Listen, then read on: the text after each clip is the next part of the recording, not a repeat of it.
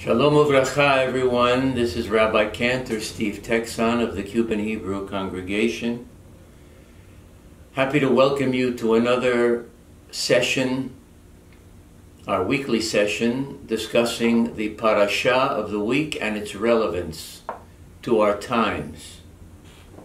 I don't think there's a parasha more relevant this week than the parasha of Korach, the rebellion, the insurgency of Korach, the first cousin of Moses from the tribe of Levi, who led a rebellion, the worst rebellion in the desert, against the authority of Moses and his brother Aaron, the Kohen Gadol, the high priest.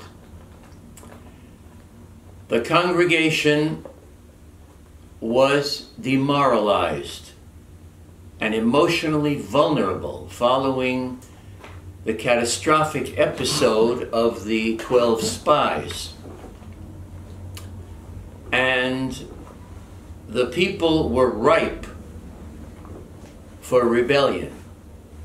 They were frustrated. They didn't feel direction.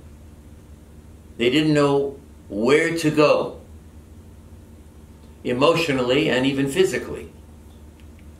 And this horrible demagogue, Korach, aided by Dathan and Aviram and 250 followers, created a mutiny, a rebellion, the worst in the Torah. The situation was ripe for it, as I say. But they were defeated, and the authority of Moses and Aaron remained intact. Moses invoked the power of God, and they were vindicated. Firstly, the earth opened up and swallowed Korach, his followers, and the Dathan and Aviram. Only one individual, Aaron, would be chosen as the authentic Kohen Gadol, the authentic leader.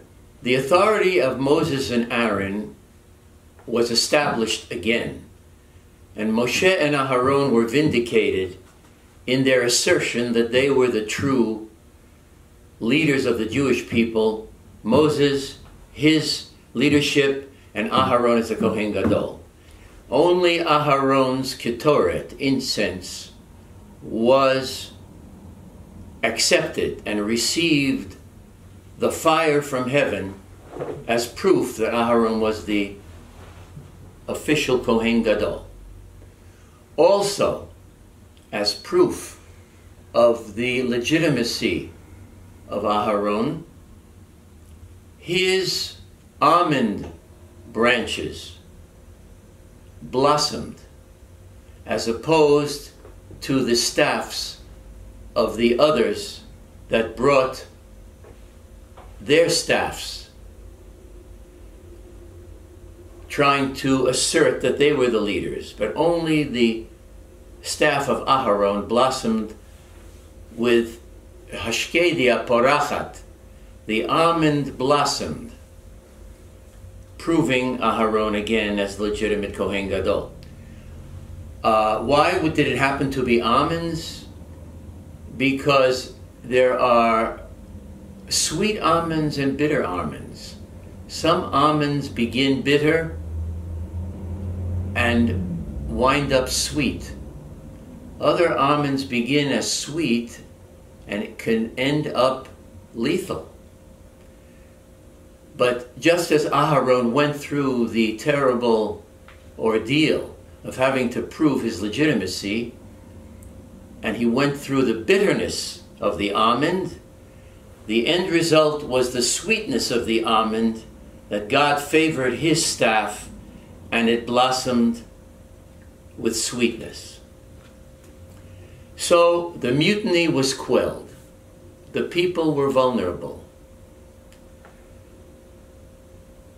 we have been told in our country by the CDC director, Dr. Redfield, just this week, that the United States was brought to its knees by the COVID-19 virus. We were brought to our knees. Lockdown, social distancing, wearing of masks, sterilization, limiting attendance. All these factors have made us very anxious, vulnerable, frustrated. And what happened on the heels of this pandemic? The horrible protests sparked by the deaths of George Floyd and Mr. Brooks. Of course, unfortunate, horrible.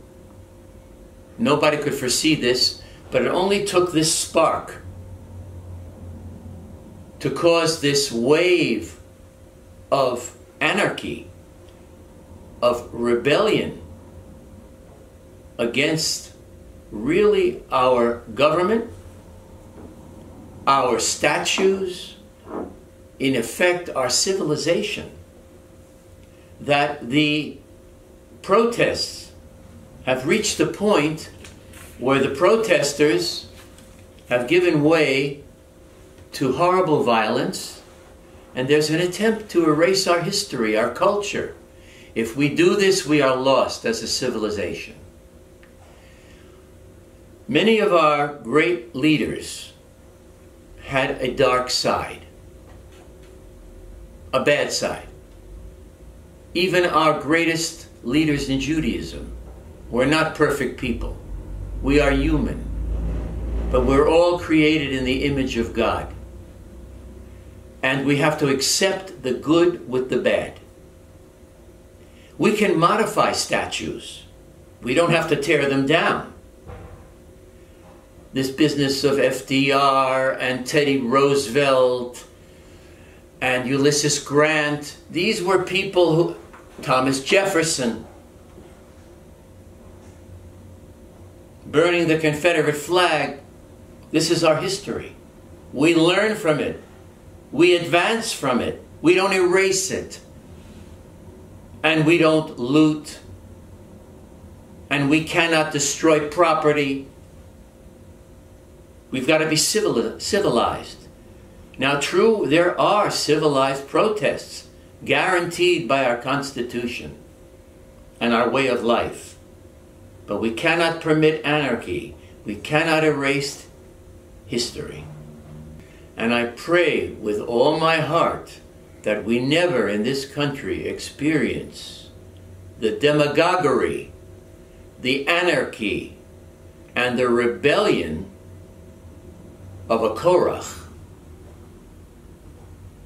That peaceful existence and tranquility will again return to our society. The descendants of Korach became the musicians in the Holy Temple, in the Beit HaMikdash. We say in the Psalms, Lamnatseach livnei Korach mizmor, that even these evil rebels did not die in the sense that their progeny became the musicians in the Holy Temple to accompany the tefillot to Hashem. That there was merit even from their progeny, that they were not lost completely. So let us realize that even our greatest leaders may have a dark side. And that is why the second commandment in the Ten Commandments, Lo ta'aseh lecha pesel v'chol tumuna, asher bashamayim imal ve'al ha'aretz mitachat ve'al hayam mitachat la'aretz. Don't make images, not only false idols to worship, But don't idolize in stone or in bronze or metal human beings thinking they are perfect or infallible. They are not. Only God is perfect, and He is bashamayim mima'al v'ba'aretz mitachat, heaven above and here on earth, intervening on our behalf. But human beings are flawed. We are flawed, and we must learn to accept each other for the good and the bad, but not kill each other. Learn to coexist peacefully. Learn to be civilized, which we were grappling with long before these present protests. And let us bring our pandemic under control, observe all the guidelines, reduce our anxiety and frustration, and be loving to each other, accepting to each other, and learn from the lessons of history, that we go forward with a new heart and a better attitude, with love, compassion, and understanding. Amen. Shabbat Shalom.